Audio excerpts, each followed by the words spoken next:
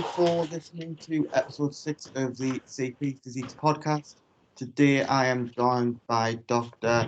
Maaike Eken, I think you pronounce it, and Dr. Phoebe Runcimann. I'll let them both introduce themselves in a bit more depth first before we get going with the podcast. Who wants to start first? Go for it, Maaike. Okay, cool. My name is Maaike Eken. I'm a postdoctoral research fellow at Stellenbosch University.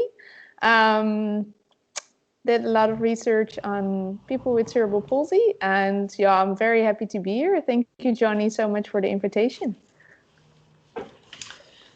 And I'm Phoebe Runcimann. I am a lecturer at Stellenbosch University and a colleague of Dr. Eken's.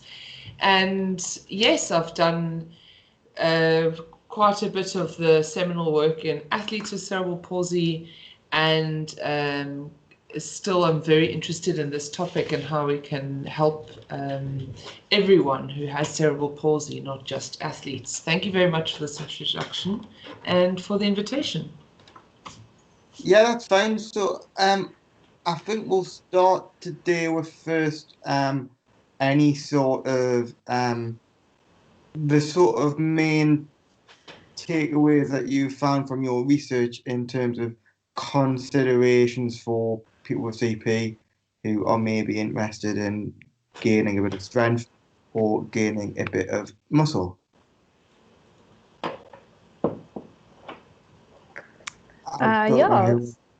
So I can start.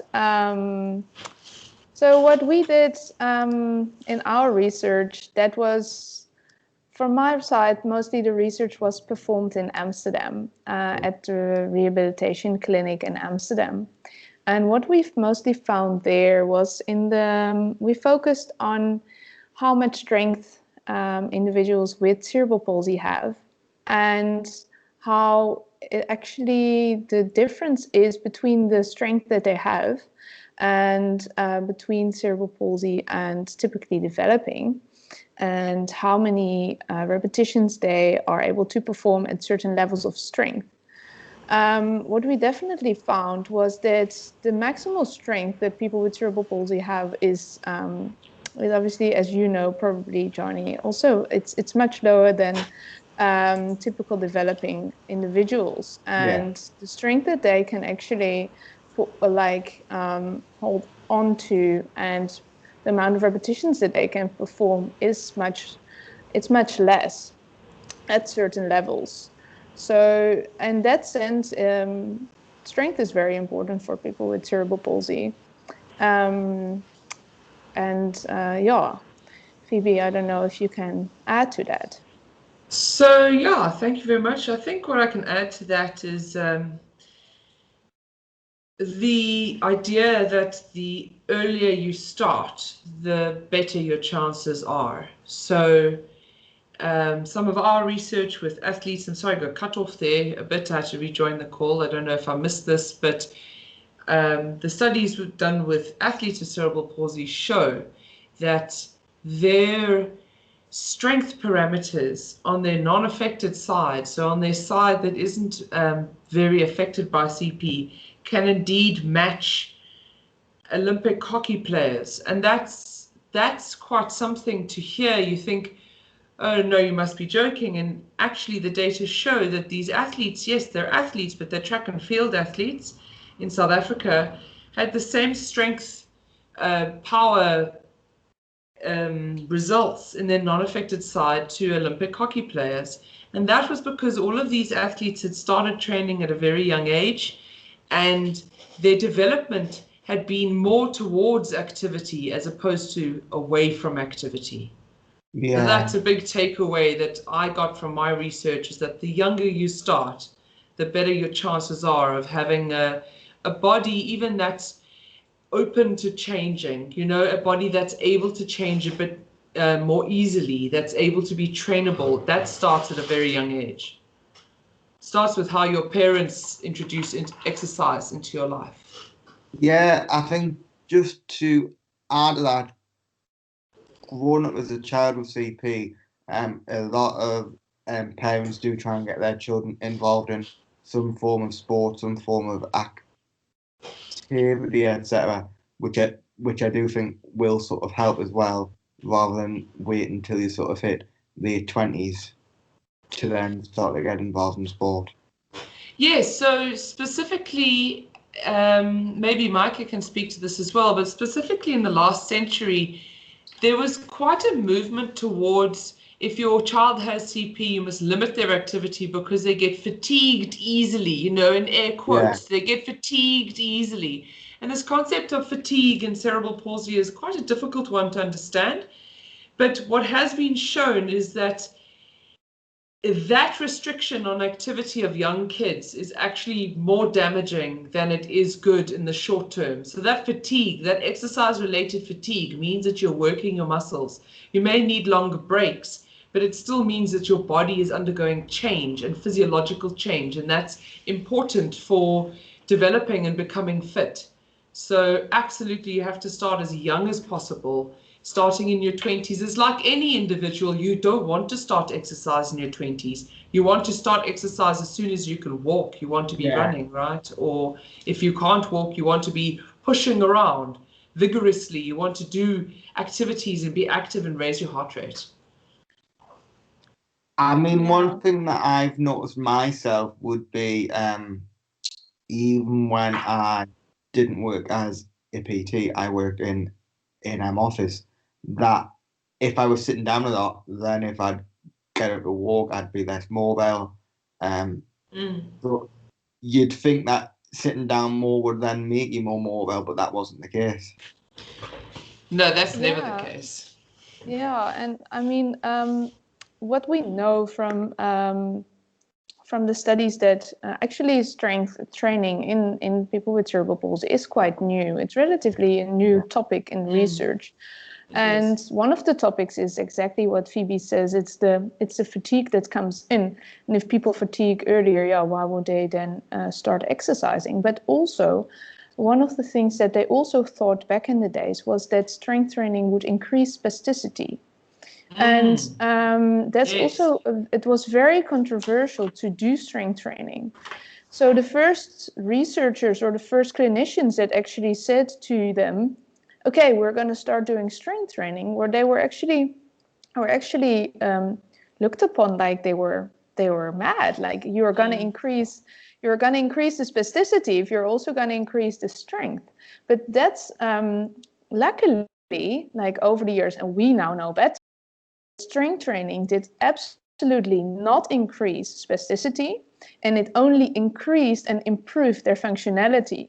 So, and then especially starting exercising in children with cerebral palsy definitely showed good benefits at that time that they were actually doing strength training. And hopefully that also they benefit like when they're older in life. So the earlier you start, the better it is for certain. Was there any work around the amount that somebody with CP can do compared to somebody without CP? So when we say, if we look at volume of sort of work, because in my head, for where I always thought that due to the CNS being more impacted with CP, therefore, let's just use the example of, say, sets, so number of hard-working sets, say, I always assume that because we have CP, that we can recover from less than somebody without CP. I don't know if there's any research done around how much work somebody can do.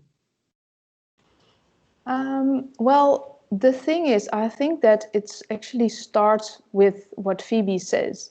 When you start early, and then I think your body will be able to handle as much strength training as typical developing people. The thing is exactly what Phoebe said. It's just that children with cerebral palsy and adolescents are often not exposed to it as much as typically developing peers. So if someone, for example, is 20 or 18 years old and wants to start with strength training, it's very important to have a familiarization period of 6 to 8 weeks. And after that, it's definitely progressive strength training is very important to start with then. But just because people with cerebral palsy may have not been exposed too much to it, they may have like a little bit of a longer period of familiarization. Yeah, I know I've found when I've been doing my own resistance training, if just to use a specific example for my legs, for my quadriceps, I'd always sort of relied on machines to sort of do that movement. And then there was a safety bar squat. I don't know if you've heard of it, where there's two handles that come out in the front, so you don't have to grip the bar up here, which helped. But that took me a while to sort of get used to that movement pattern, to be able to do that safely with good form. Like it at least took me 6 to 8 weeks, and even then it was still questionable. And then I didn't do it for a few months, and I went back to it, and it was like I was going back to square one. Yeah. Maaike, what are your thoughts on that? It sounds like, I think it is very important to start with a good technique. And maybe because that's also what came to my head, is the technique. Yeah, the technique is very important, and it may be because of whether people with cerebral palsy may execute certain exercises slightly different. They may need a little bit of a longer familiarization period to get the correct technique. Maaike? Maybe you could just break down for us what you mean by this familiarization period and how it would typically be structured. Maybe some of the listeners to this podcast want to know what that means. What that means, of course. You start basically with, for example, if you start with a very simple squat, you start with actually no weights. And you have, as soon as you have the right technique without any weights. So for the first week, you start with no weights and perform the squat as it is. After that, you just start slowly building up with the, for example, light dumbbells you can use. And the importance is to get the right technique going, and the more weight you use, the technique has to stay the same. So the technique has to stay the same in order to gain as much strength and benefits from that exercise that you do. So you basically, the familiarization period, you start without any weights, and you slowly build it up with the weights while maintaining the correct technique. And you do that over a 6 to 8 week period. And that's why it is very important to train with someone who knows these techniques and who knows how to work it, and how you can also, how much weight you should gain per week. And that's also very important. So would you say that it's more important for somebody with CP to maybe keep the same exercises in their regime for longer, because it would take them longer to sort of get used to that movement pattern first, acquire that skill before the then strength gains start to actually happen? Because I know for the general consensus, when you start a new lift, the first few weeks, numbers may, in terms of what would look like strength, may jump up by quite a bit at the start quite quickly. but a lot of that isn't just due to strength. A lot of that is due to gaining that new skill. Would you say it's more important for somebody with CP to sort of maybe keep an exercise in for as long as possible, whilst they are still getting the results, rather than switching in and out what they are doing? I would say so. I would say that even at the elite level, so the coach of the athletes that I worked with would say that the athletes did actually take a bit longer than the non-cerebral palsy athletes. So the other athletes with impairments, say amputees, but the pattern development, so this neural network that you have to develop to do the skill, to do the movement, is a bit longer in the system. And so I wonder if Maaike agrees or not. It would be great if she disagreed, because we could have a little debate. But I would say that yes, indeed, keep your exercises going for longer. And if you, in my opinion, just in general with training, if you're getting benefits out of it and you're feeling the effects, there is, unless you're pushing to, get a Paralympic gold medal, there's no need to unnecessarily burden your body with too much change. So it's important to rather get the fundamentals right and get them really right, so that your core is activated and your back muscles are working in the way they should be, and your co-activation and your spasticity levels and things are all used to the movements. Too much change for a body with a poorly adapted neural system can be quite overwhelming. And so the body is constantly reacting to change, right? Instead of responding to the little increments of change that you give it. You don't want a body with CP to react, because that lands up in spasticity and it lands up in contractures. You want a body to respond slowly and with sustainable gains. And that's why I say if you can feel it working, if you're sweating after exercise, you're doing good stuff with your body. You don't always need to be doing new things for your body to be benefiting from the exercise. I mean, just to quickly add something in there as well, when I work with clients with CP and without CP, my general sort of recommendation has always been, if it's not broken, why fix it, for one. Exactly. In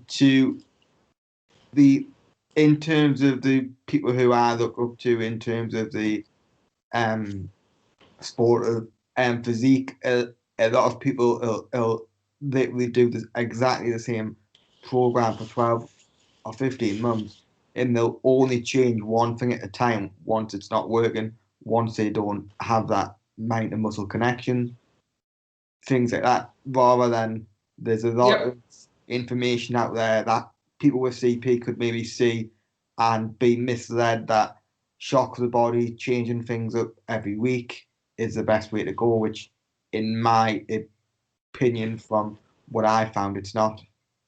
Yeah, so I just agree that I don't think it is. I don't think it is for most people. You don't have to have cerebral palsy for a lot of change to increase the stress in your body. And I just feel that if we're doing exercise for health and we're doing exercise for strength and functional capacity, it's very important to keep that in mind, that we're not necessarily looking to break world records. If we are, then we know that we're going to be putting our bodies through something else. But for our people we're speaking to now, I imagine that the push, like stuff like CrossFit, with a lot of change and a lot of movement, it just increases the stress levels in your body. And with CP and the effect of exercise anywhere in CP, you just want to decrease that stress response, Funnily enough, on that subject, at the start of the year, I did sort of dabble a bit with CrossFit, and I found that my recovery demands were just too high. Triple, exceeded. I can imagine so, because remember the the neural network that's formed in CP is maladaptive because that's what's affected in CP, right? So it's damage in the brain and the neural networks, the descending neural networks. And those are what cause the stress. And that's what causes fatigue, this neuromuscular fatigue that you have to rest after exercise. It's just logic to think that the higher the load, the more the rest, right? And just imagine that load is exacerbated in CP anyway. So just a caution about how much load you put on yourself and how much change you put onto your body. Is it realistic? That's all. So some of it is realistic for some people, whereas for most people, it isn't realistic to put your body through that. You can see your gain putting your body through that. Yeah. I mean, just as well to add that again, what I've found through resistance training, the stronger that I get, typically the volume that I can do in terms of hard working sets over the week will come down, because the more sort of load that I move and the more stress that it's putting on my body.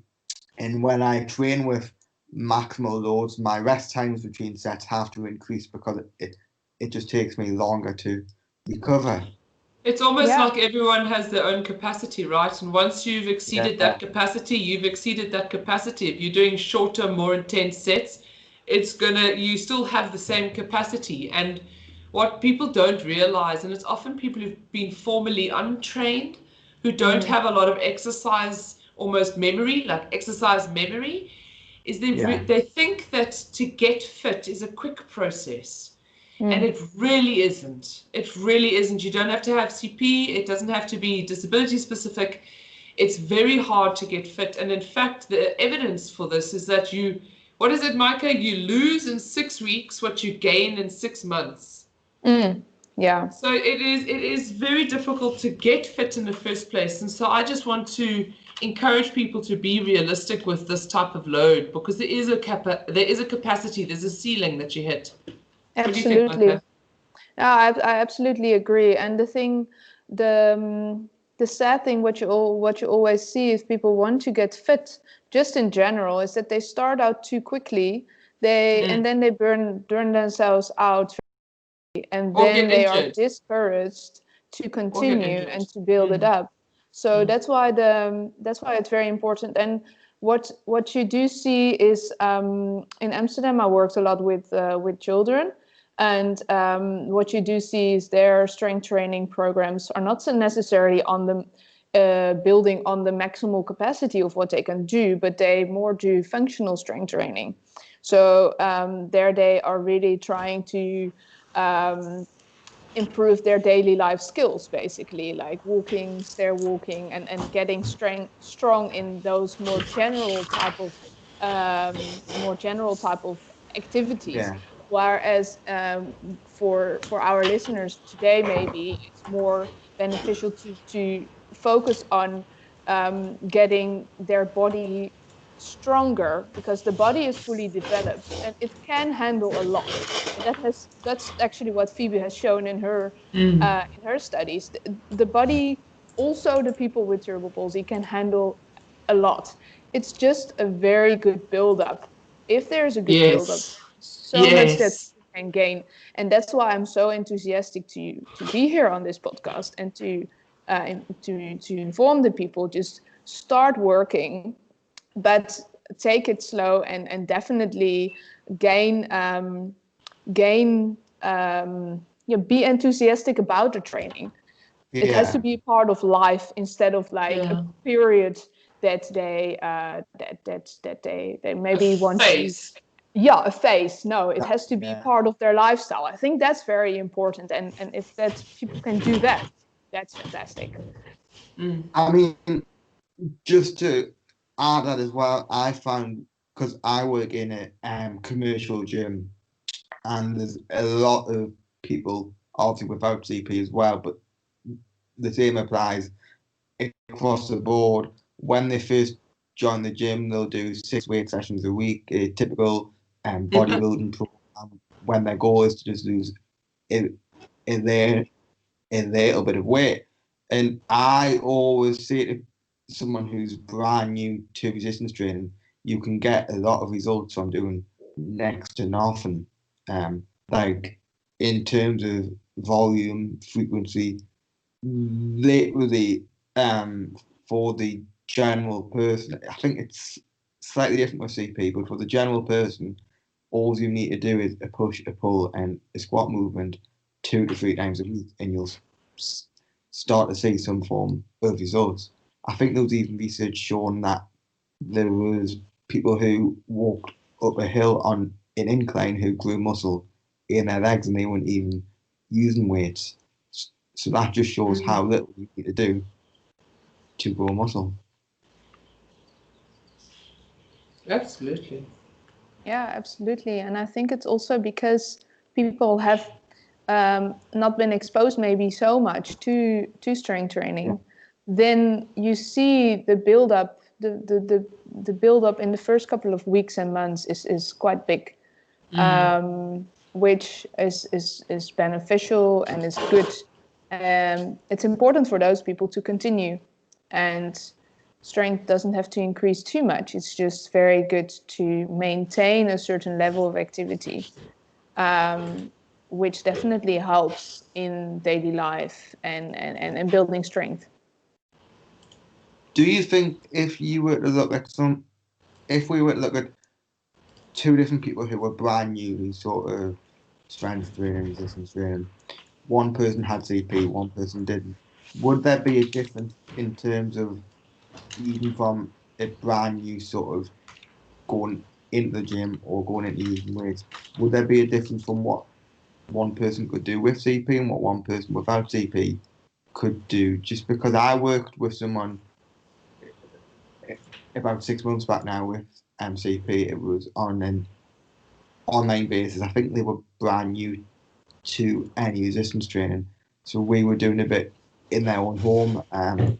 The volume I kept very, very low for what I would recommend my sort of clients to do, and I found their recovery demands were very, very high. I wondered if there's any research around if people with CP brand new to resistance training can maybe do less than people without CP. So what we found in our studies is that muscle fatigue definitely happens quicker in people with cerebral palsy.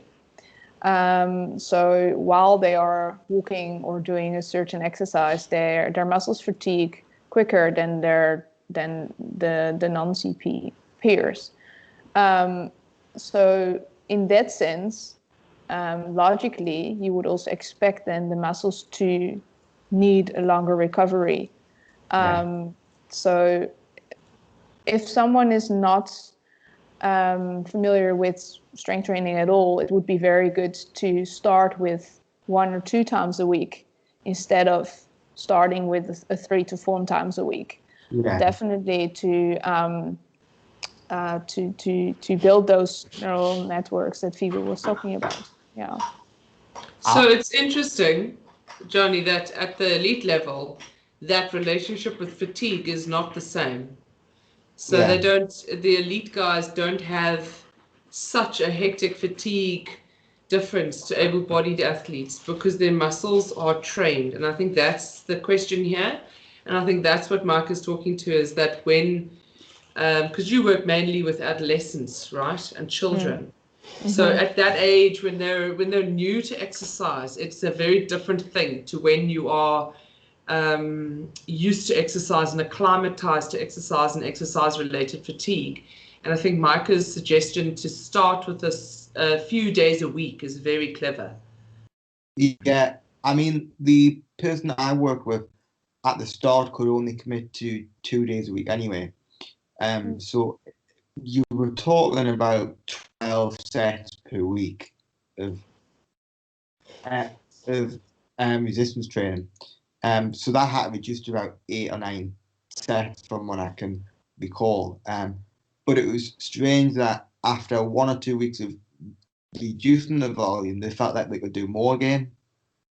but they were noting that they were feeling drained for large parts of the week. But then I'm not too sure if as well how to say this right. I think sometimes people with CP kind of underestimate how hard it should feel, if that makes sense as well.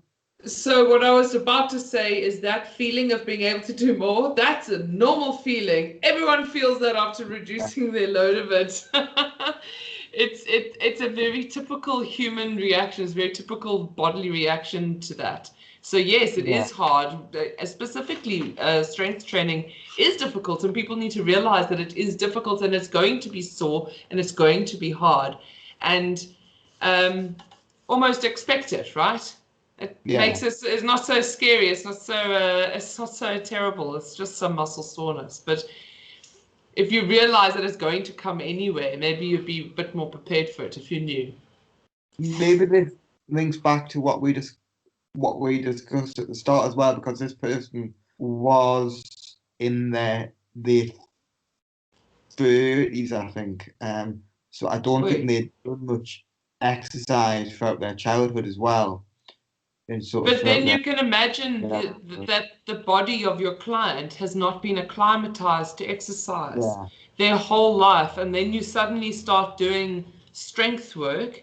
There's going to be a lot of adaptation that's going to be required. Whereas if you get a child who's doing pushing and pulling and running around and being involved in active sports, able-bodied sports, all my athletes started in able-bodied sports, soccer and rugby and running. They all started able-bodied sports. They didn't wait. They started. They were active kids, and their muscles were used to contracting.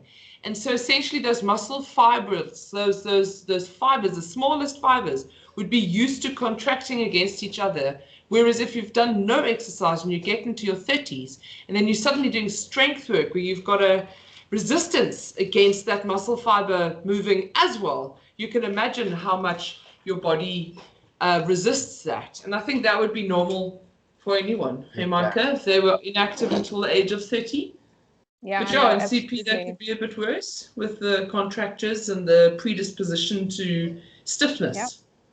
Yes, I think that would be very interesting. There has actually not been a lot of research, which you probably know, Johnny and Phoebe, that there's not a lot of research on strength training in adults with CP. So that's something we actually don't really know so well how the body will react.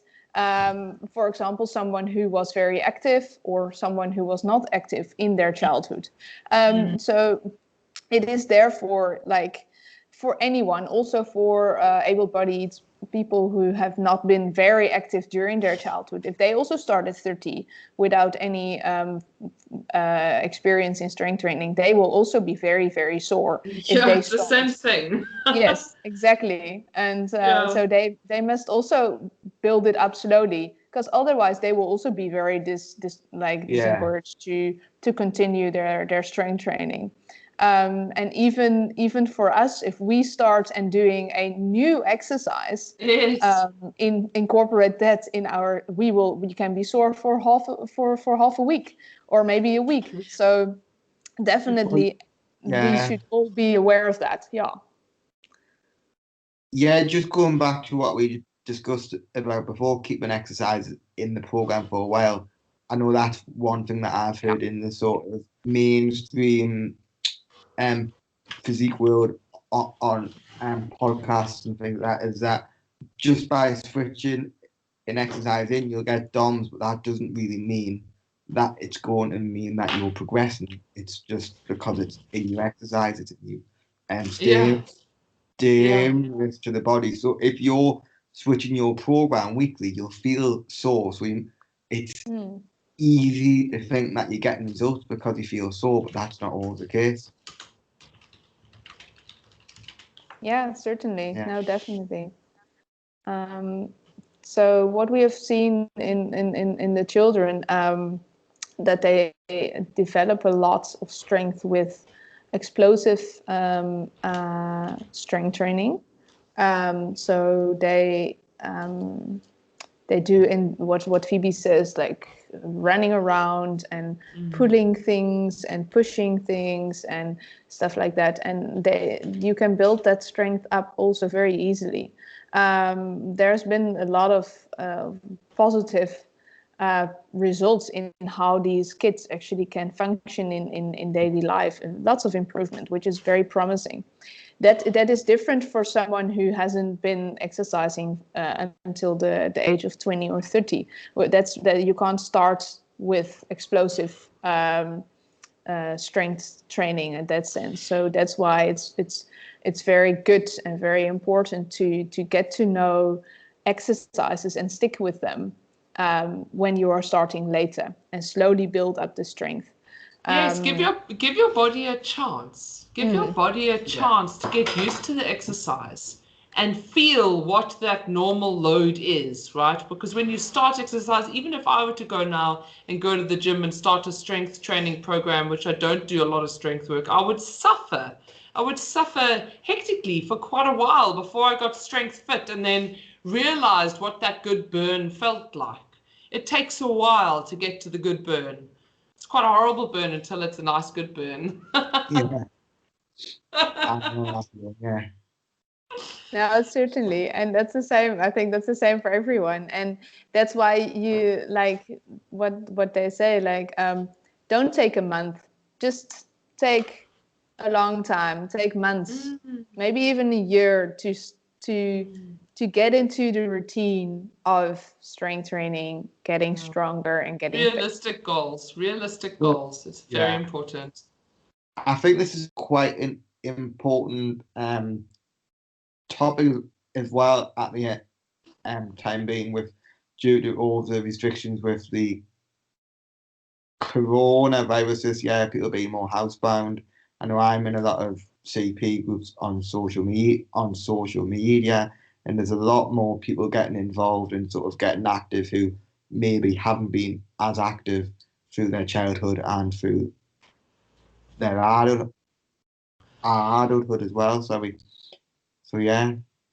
So just on that, I think it's just important on that point to make it very clear to the listeners that we're speaking to that when you are doing it alone, remember that specifically strength exercises are done with a specific technique and a specific muscle contraction combination. That's what they're designed in that way. Yeah. And so when we talk about starting slowly and we talk about giving your body a chance, it's very important to not rush the very, very basics. Things like how to activate your core muscles, how to hold your posture correctly, slumping your shoulders or your knees going over your toes, things like that in terms of basic techniques that you should be looking for. You should be looking for the details of the techniques right at the beginning and start very slow, as Maaike said earlier, because when we're at home, we don't have the expert with us. And so just keep that in mind when you're doing exercise at home, that you don't have the expert next to you, and so you have to be even more aware of what you're doing. Try find a mirror.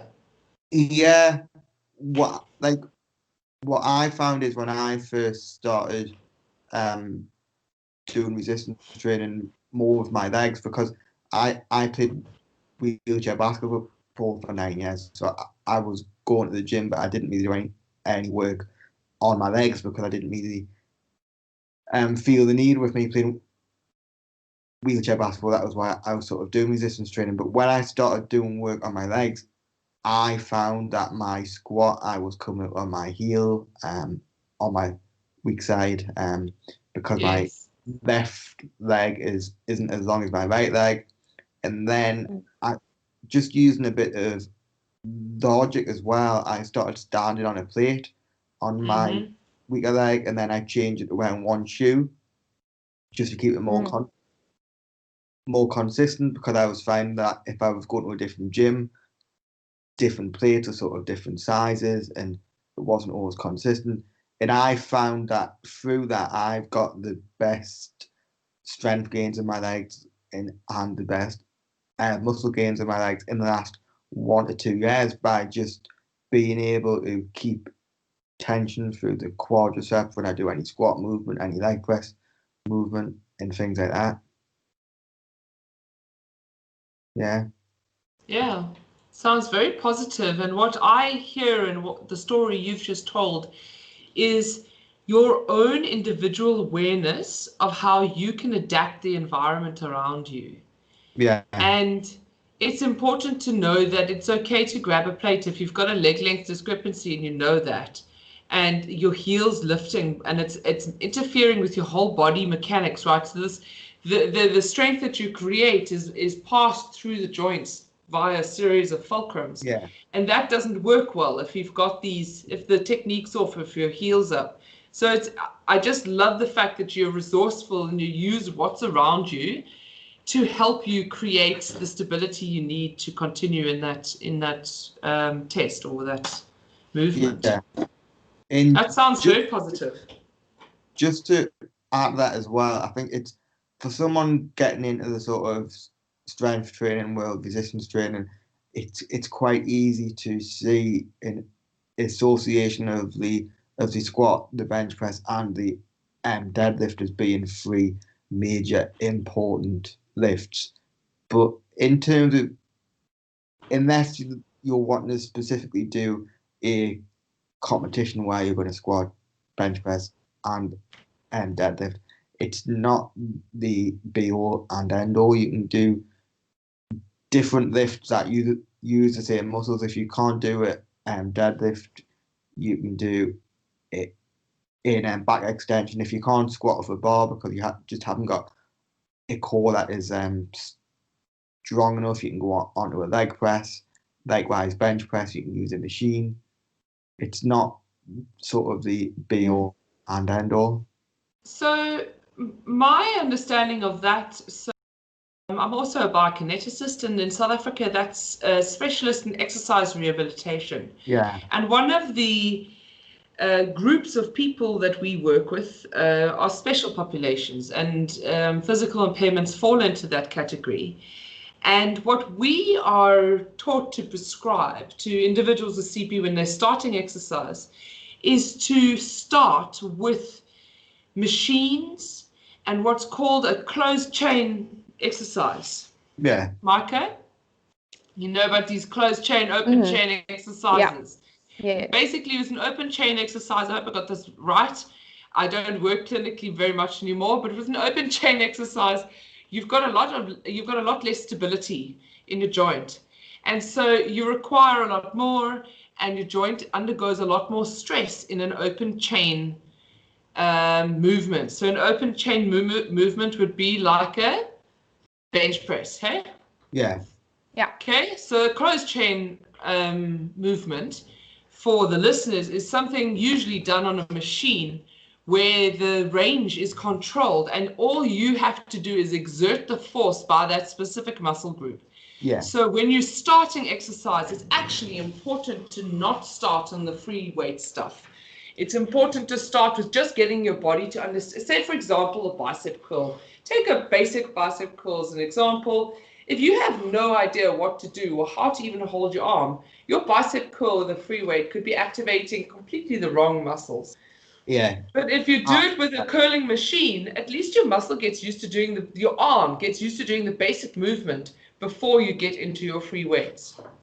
What do you think? Yeah, no, I agree. I think that's you can gain a lot of neural pathways by building up these strengths in the machines. I think that's you can build already the good place to start. It's definitely a very good place to start. Safer place to start as well. Yeah. Much safer place to start. Yes, yeah, and that's also why with the kids and the adolescents we don't do a lot of free weights. We use also like the leg press, for example, we use that mostly to evaluate and to monitor the strength of the children. So we don't do that with free weights. We also do it with free weights, but mostly with the leg press to see And we don't ask them then to do 1 repetition maximum, so the 1 RM test, because that's because they're inexperienced, and it's not very safe for the kids to do that, because if it's too heavy for them, then they might strain something or sprain something. So that's if we evaluate it, and I think that is also important for someone, for adults who start at a later age, not to evaluate or monitor their strength with the 1 repetition maximum, but evaluate it with like 8 to 12 repetition maximums, and see how many times or what weight you can basically exert for 8 to 12 repetitions.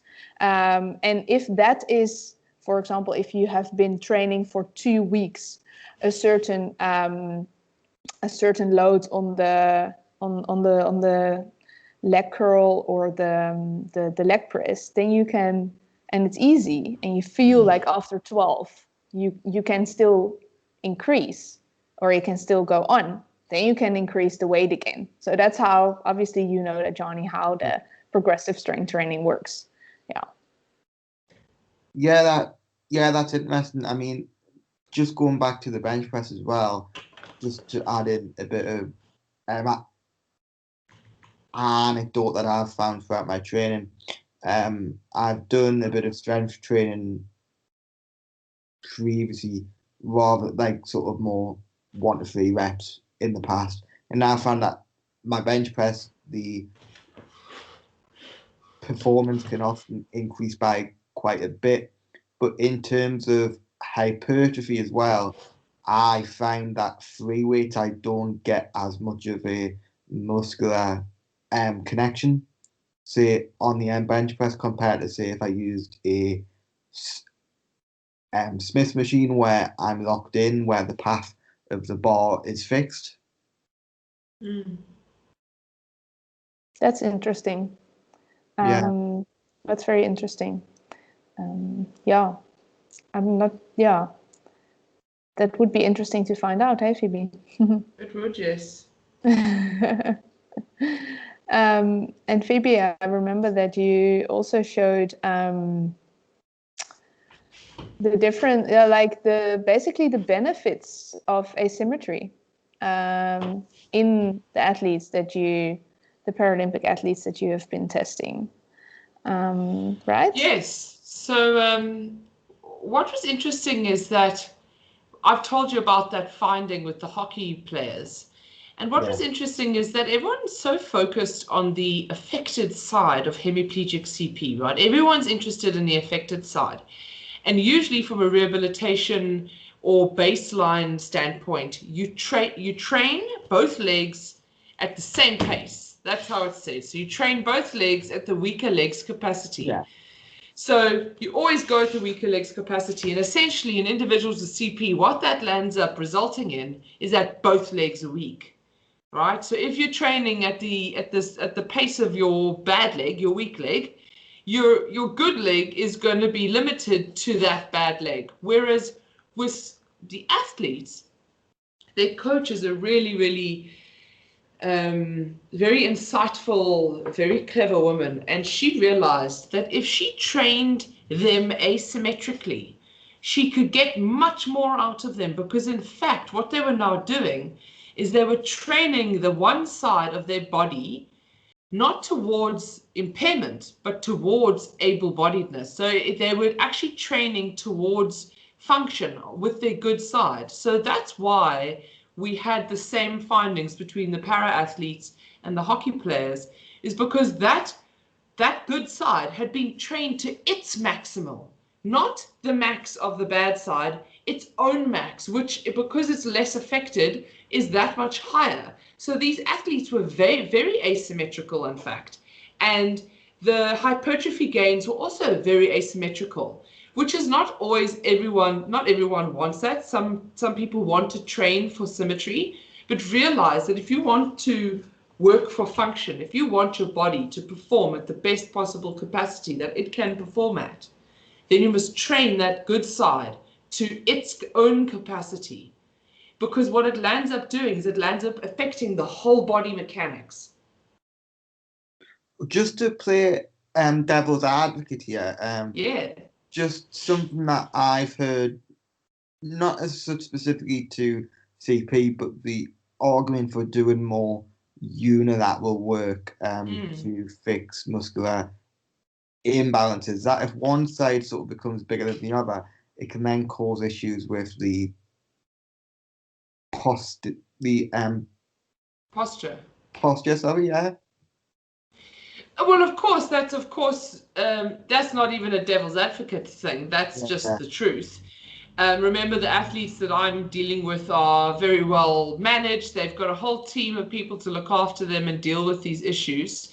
But I think what I would take away from both your comment and what I said is, don't limit yourself. So I'm not saying push yourself to the max like these guys do. They're athletes, right? They have a completely different lifestyle to us.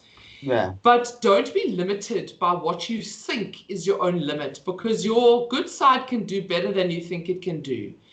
And I've seen people with CP overcome their own understanding of their limitations by realizing that their strong side can actually be quite damn strong.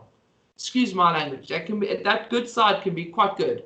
And yes, it can result in imbalances and it can result in posture issues, but that's if it's very marked, right? I'm not saying go and get huge on the one side and tiny on the other side. And the way that I would target that is by doing unilateral work, bilateral work, and free moving work. So don't forget to go walking. Don't forget to throw balls, to try kick balls, to move, as well as doing very restricted strength work. Remember that your body needs to move, and that's where the benefit of working your good side unilaterally will come over, because it will benefit the whole body by being stronger. When you're doing whole body movements, then you'll be stronger in that whole body movement, and that's what's important. Yeah, I agree on that. I definitely, because then the good thing from having this, combining the strength training with the things that you do in daily life, it improves your function so much more. Yeah, definitely. Yeah, and Maaike and I are interested in function. You know, we're interested in happy, healthy people who do exercise. That's what we're interested in. Yeah. Is there any research in the long-term effects of adults with CP not doing any exercise? Is there any sort of future limitations that could occur in sort of later life, sort of risks? Absolutely, absolutely. The word is non-communicable disease, and that stands for individuals with CP. It stands for every person on the planet. If you don't do exercise as part of your lifestyle, if you're not active, if you sit, then you are at higher risk for the cancers, lung disease, stroke, and diabetes. Hey, cancer, lung disease, stroke, diabetes. I think that's the big four. Yeah, so that's exactly what happens is when you don't do exercise, your body starts to get ill. That's with everyone. Are those risks increased by CP? Sorry. What's that? Sorry? Yes, they can be. Yeah. They are, because having CP, to start with, everyone who has CP who's listening to this knows that you already have a movement limitation. It's already sore to move sometimes, it's already tiring to move sometimes, so you are already at a disadvantage because of your impairment. And that's no one's fault, that's your challenge in life. But yes, then of course, if you add the complexity of no physical activity on top of that, of course it's going to be increased. Yeah, and I just want to add to that, definitely, I completely agree. And that's why these podcast journey is so important that you do that, and that's why I'm so grateful. There are not many general practitioners worldwide that actually know how to deal with cerebral palsy very well. Maybe it becomes better and better now, but they are actually afraid that those people do too much. And maybe things are changing nowadays, but what has happened to people here in South Africa, the adults with cerebral palsy here that we met and that we chatted to, they were actually advised by their general practitioners to just stay at home, because otherwise their knees would they would hurt their knees when they walk. Well, that's obviously something that we don't agree with at all, because that's you what I was should be able, mentioning earlier. This don't do activity is completely maintained. It still happens. Sorry to interrupt there, Maaike. No, definitely. And it's just people need to get to know that they are able to do exercise. Yeah. Absolutely. I think both Maaike and I, having worked with individuals with CP quite extensively and seen what the body can achieve, I think we're both quite strongly opinionated about starting early and about people being overly cautious. And this over caution, this fear actually just disadvantages people even further. And so they do land up ill with non-communicable diseases and sitting-related diseases. So that sitting is an independent risk factor for death. Irrespective of how much exercise you do, you could spend 3 hours in a gym every day, and if you sit for more than 8 hours a day, you are at independent increased risk for dying. What that means is it doesn't matter what else is happening. If you sit for 8 hours a day, you're at increased risk of dying. All by itself is sitting. That's how bad it is to be not physically active. That's how bad it is. It's really bad. Yeah. So it's really important, even if you're just starting out, to get started. I think that'll help, because there's a lot of people who listen to this podcast as well who have in CP as well. So that'll sort of help. So this is why I think both Maaike and I are quite, well, at least I find I'm quite pushy on this subject because I feel that it's not that people don't care. It's that I just don't think people know that, in fact, the research shows that, in fact, the more exercise you do, the better. And I just want that message to be put out there. And I think Maaike agrees with me, and she'll nod along, that we want that message out there that you need to get your kid into physical activity as soon as possible. It's not the other way around. And doctors, Maaike is right, they just don't understand. And they just haven't read the literature. They haven't gone and looked at the science. And the science says that your body can do way more than you think it can.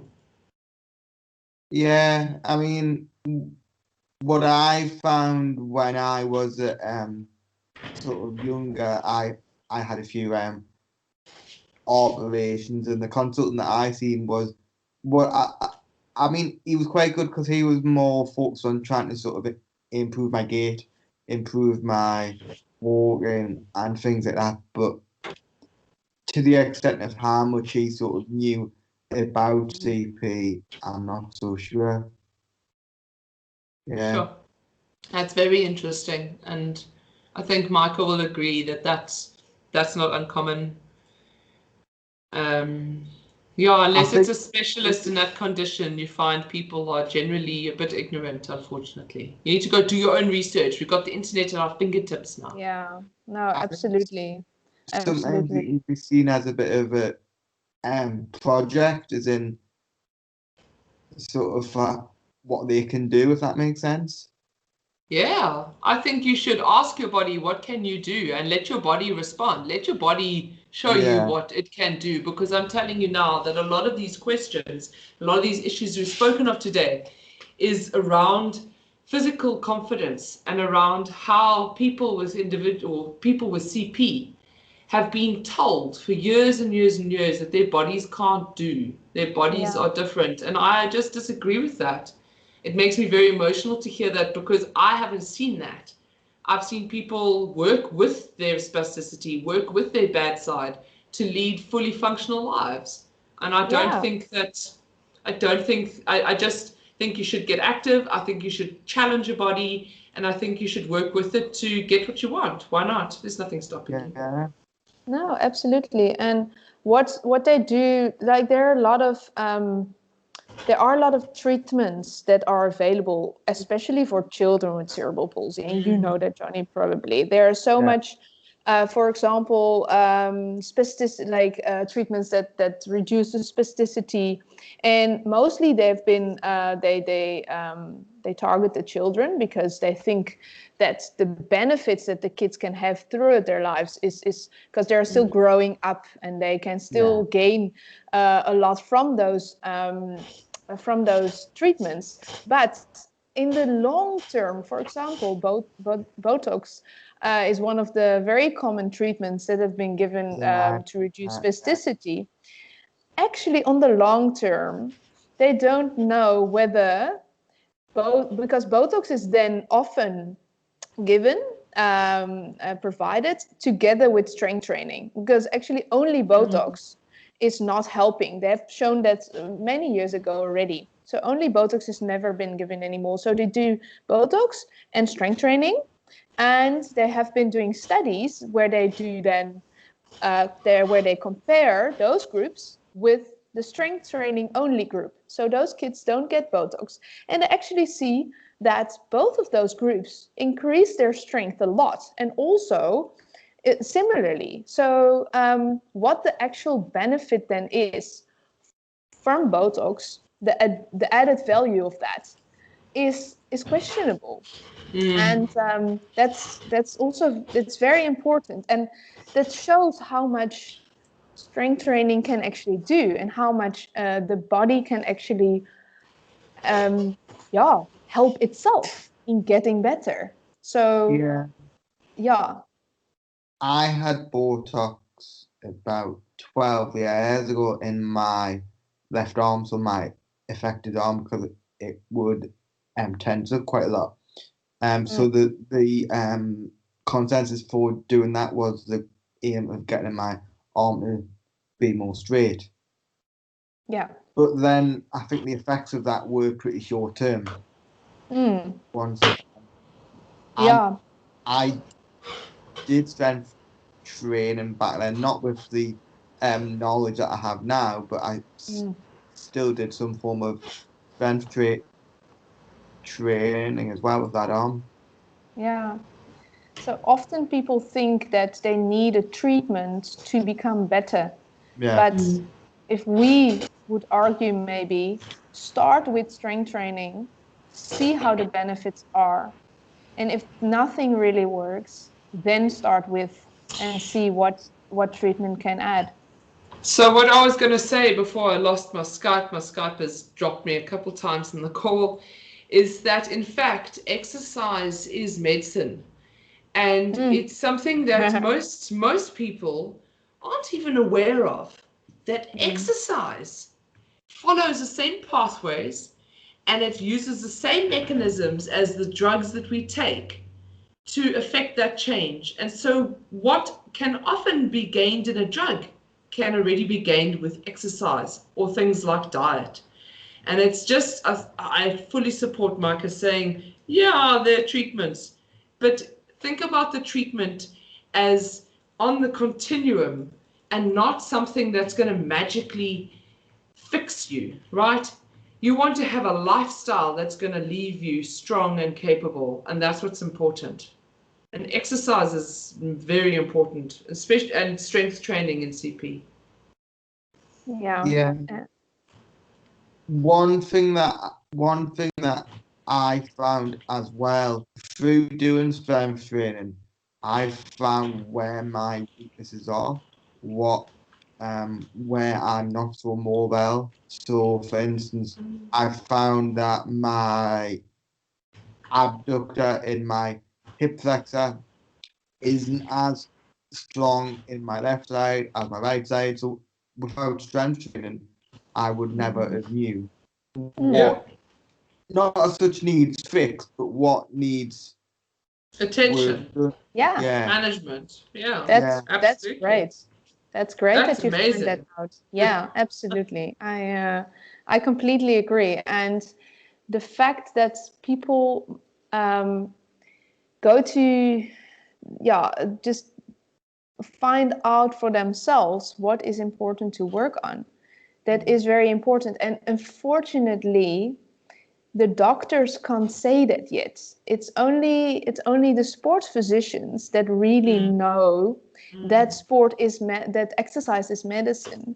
Whereas there are still a lot of specialists, as the family physicians or the general practitioners, that don't know yet that's actually for people with cerebral palsy, but also from people in general.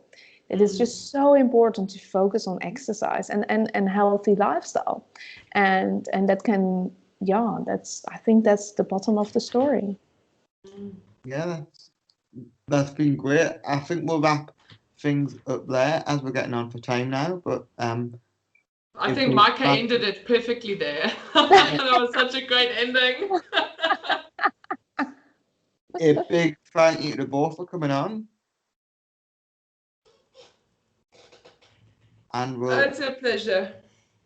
It's absolutely a pleasure, and thank you so much. Thank you so much for this opportunity, Johnny, and we hope that your listeners enjoyed this as well. And if they have questions, then they must just get hold of you, and we can answer them if needs be. We are open for questions. Yeah. We're question-like people, the two of us. I'll be in touch. Yeah. Awesome.